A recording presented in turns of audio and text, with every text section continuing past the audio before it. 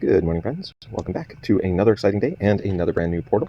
They have brought back the Beowulf Challenge portal, which has kind of taken a little bit of a hiatus. We had the Bards portal for the last couple months. Well, I guess the Challenge Festival too is a better way of putting it because it's got the Bards, but in reality, it also is giving us costumes for circus and slayers and all sorts of other fun things.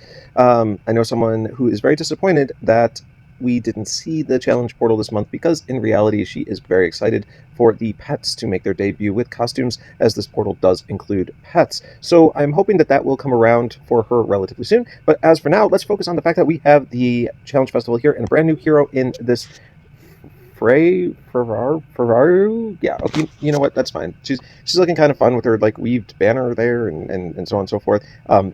She's going to be the Paladin class, which is nice. Makes her a little extra tanky.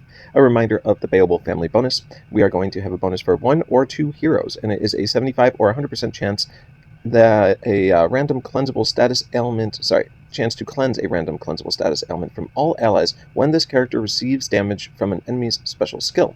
This effect can activate only once per turn. This is actually a pretty useful ability, especially on defensive teams, I feel.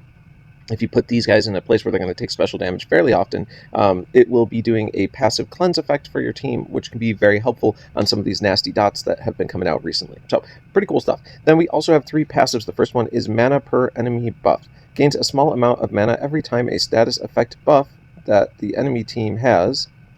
Gains a small amount of mana for every active status effect buff that the enemy team has at the start of each turn, maximum of 20 buffs. So this is a little bit different. Like normally when we see this sort of passive, it's when a buff is applied, right? This is what threw me off when I was reading this.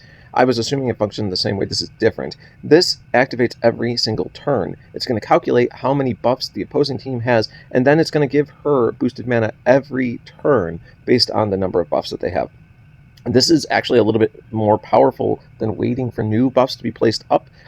So I like that. I think she will benefit quite a bit from that. So that's a pretty cool concept. Maybe we'll see more passives like that in the future. Then next up we have the Empowered Resist Mana Reduction. So not only can you not reduce her mana, but instead she'll get 600 boosted health when you try and 10% mana. Gosh, so her Empowered Mana Resist is actually more powerful than like Beowulf's and stuff like that. So she's getting even like twice the amount of mana and just getting more boosted health. That's pretty crazy. Plus her other mana buffs. So she's going to be cruising in her mana department. Then we have Resist Buff Blocking. This character's immune from effects that would stop her from getting buffs. So pretty cool passive package. Like I'm not mad about any of that. She's really strong in that department. Then for Aether Power, we have Bulwark. Bulwark is going to be the defense up. Aether Power just is slightly different. Starts a little bit lower at 15%, but then each time they take damage for the first 6 turns, they get an additional 1% bonus, up to a total of 25%. So pretty cool, little extra survivability. So let's get down into our special Scroll of Fellowship. Okay, so, you know, she's got a scroll there. It's basically a binding contract. You are now part of the Fellowship, so just make sure you're aware of that. Operating at average speed, it is going to safely dispel status effect buffs from all enemies. And I want to point out, this is a priority dispel. So this is going to be removing things like heal reductions before she heals, because she is a healer. Okay, so the next step is going to be boost health of all allies by 1,300. 1,300, wow. Boosted health can exceed max HP. Source of Ailments. The following effects are cast on a random enemy at the start of each turn. Negative 80% mana generation for 3 turns. Okay. 60% defense against specials for 3 turns. The source of... Or negative 60% defense against special for 3 turns. The Source of Ailments will activate 4 times. Each attempt to dispel it will remove 1 activation. Oh, God. Okay, so... Where do we go with this? This is absolutely bonkers. So, the reason I say this, we'll get into this. 1, she's a boosted health healer that priority cleanses, okay? She priority cleanses at average speed and adds 1,300 boosted health. That's a lot of boosted health operating at average speed. But if you don't remember, she has 2 passives increasing her mana. When you attempt to reduce it, she gets boosted, and every turn she'll get a boost based off the number of buffs the opposing team has. So, yeah, she says average on her card, but there is the possibility that she could even speed that up, especially if you have things like bards and etc. Like, I don't know, like she might possibly operate into the fast range depending on how many buffs your opponent has. So that's crazy.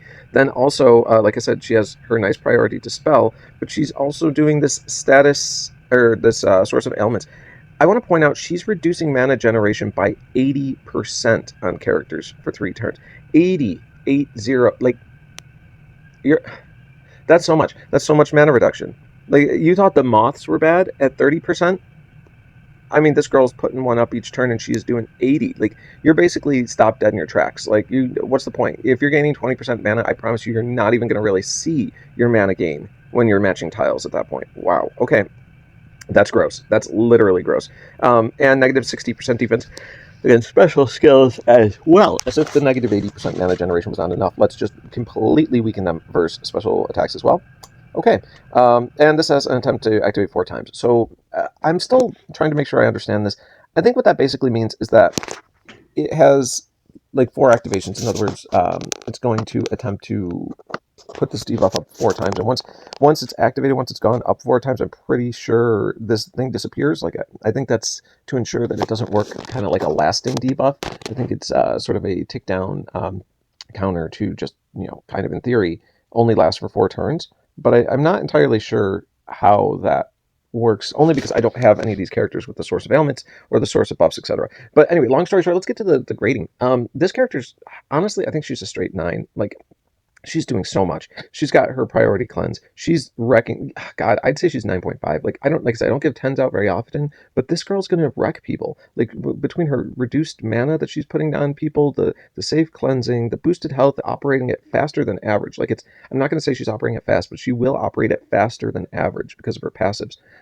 She's also cleansing with her family bonus if she's taking damage from special skills. I mean, what's not to love about this character? This is a great pull. If you needed a healer and you pull her, I promise you'll be satisfied with her effects for your team. So congratulations, anyone who gets her. I wish you the best of luck, and we will catch up with you next time.